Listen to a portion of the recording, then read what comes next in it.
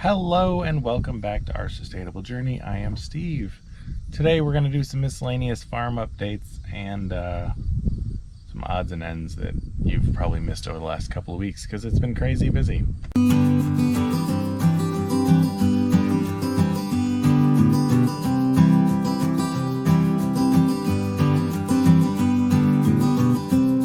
Let's start with the bees. So we started the year with one hive. It's beyond that table there. We added two more. Then we picked up a fourth.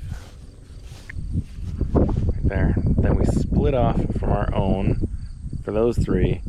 And then these six we got from another beekeeper that was getting out of the business and just couldn't keep up with them anymore. So that is a total of 13 beehives. Last week we harvested honey from 4 of them. The 6, those 9 are technically new, so we're not going to harvest any honey from them this year. So we harvested honey from that one and those 3 last week, and we ended up getting 13 gallons of honey, which is kind of awesome. So we sell some of it, we keep some of it, we give some to family and friends and whatnot. So that was a pretty good turnout for those hives that are only 5 months old, I think, 4 months old, 5 months old, something like that.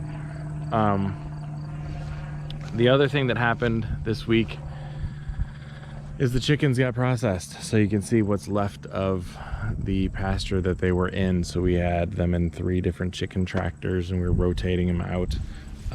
So I don't know if you can see this grass and how it looks, but it is fantastic. It was not as good as we would have liked. So by trekking the chickens all around and using their poop to fertilize this area, we really restored it. So what we're gonna do is probably plant some sort of flowering something, some buckwheat and other things that maybe deer would like. The bees would definitely like. We'll make this a big old bee yard, because we're probably not going to do chickens again, not in that kind of volume. We had 250 that we processed this week, well, I guess we didn't process all 250. I think we lost 10 over the course of the 8 weeks that they were alive, and then we kept, I think, about 12 or 15 of them out because they were small. I'll show you them in just a minute. They were smaller, so we're going to process them ourselves in a couple of weeks when they're ready to go. We may do a video on that, but YouTube's got weird rules about processing chickens on screen, so we may or may not do that. I'm not really sure. But yeah, this was their area. That was their feed container. We'd fill that up once a week. That holds about 250 gallons of food, and then we filled them up, those yellow crates over there. That's what we used to take them to the processor. So about 7 or 8 chickens per crate, so that they had plenty of room.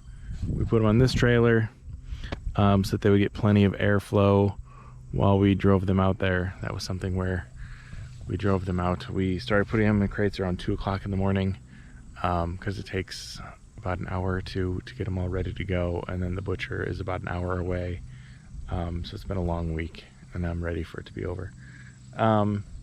So that's what's going on with bees and chickens. No changes with cows or pigs. We're probably going to process either gypsy or brie in the next 6 months. Those are the 2 bigger ones. We'll keep Ruby around for at least another year and a half before processing her. We're not sure if we're gonna breed or just process her. We'll decide that next year, I guess. So what else is going on?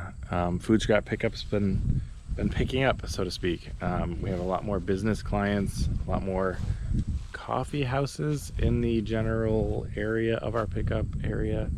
I think we're at just about 160 customers right now, which is pretty awesome. So we're getting between 700 and 1,000 pounds a week of food scraps, so that's making the worms happy. So we'll do some more worm videos soon. I just haven't had time to really put anything together. I'm thinking about starting a series of starting worm bins and kind of the basics of the worms. I'm really tempted to do an outdoor bin and see how they do over winter. I'm really tempted to do that, but I don't know that I want to sacrifice that many worms in case it doesn't work out, because we are in north central Illinois and it gets cold. So I'm tempted to dig out an area, you know, something in a corner somewhere, dig out an area and do like a partially half underground, half outside worm bin, or big worm compost pile, something. I just need to find the time to draw up plans to do that, and to see how that would all work. So that's probably coming up. We'll do that we're gonna have to do that in the next couple months. So here's the ones that didn't make the cut because they were smaller. I just put them out in the brooder. We have these ones that we hatched on our own. These ones, I don't know if you can see that little guy right there. He was born yesterday. That guy was born yesterday. No, that's too big. That guy was born 3 weeks. Those are 3 weeks old. These larger ones are 6 weeks old, and the other ones are going to be 12, and those bigger ones are 15. So they're in here. She's in here because she got in with the dogs, and they were playing with her, and so we wanted to put her in here to recover. But yeah, and so they all hang out. See, there's the big youngest one, 1 day old baby chick. In case you're wondering, this is how many coolers it took to get them all back from the processor.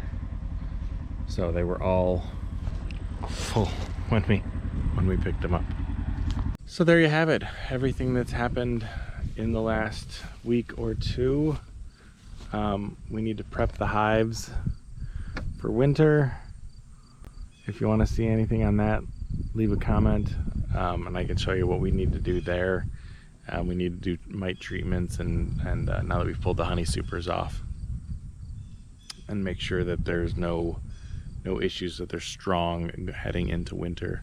And then we need to move the cow fence around, replant this field with some sort of cover crop, clover, something. So there's a lot of stuff coming up. So let me know, leave a comment, let me know what you guys want to see, and we'll make a video for you. All right, thanks for tuning in. Take care, everybody.